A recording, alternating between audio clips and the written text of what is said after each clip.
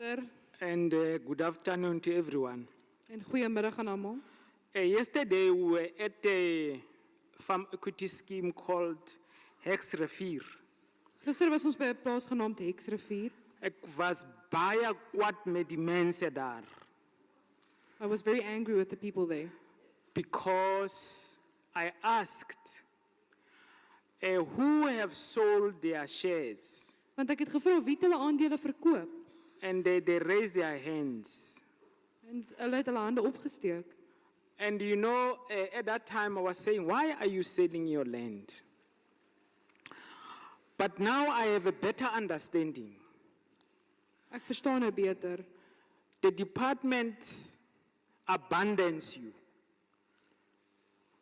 So you get the money, then the department gives it to the people, and then it leaves you alone. Die departement gee vir die geld en dan los hulle julle op julle eie genade. And I have checked with the department yesterday, and they told me, no, it is an independent entity entering into a deal with another independent entity. Therefore, as government, we can't do nothing about it.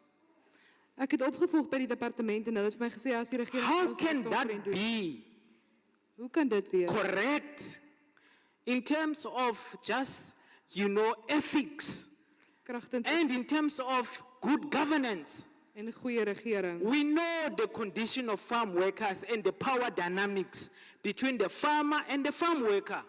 Ons ken die As mark. much the bus van die plus. How can we just leave our people into the, good intentions of the farmer? Hoe kan ons die mense los So in die goeie the government, we must tell government, you must take responsibility. You have abandoned our people. You have left them into the wolves, and the wolves have messed them up. Jy het ons mense gegooi vir die wolwe en die wolwe eet hulle nou op. So now we have a job. Ons het 'n werk nou. We need to find a way to correct this injustice. Ons moet probeer om hierdie ongeregtigheid reg te stel. Even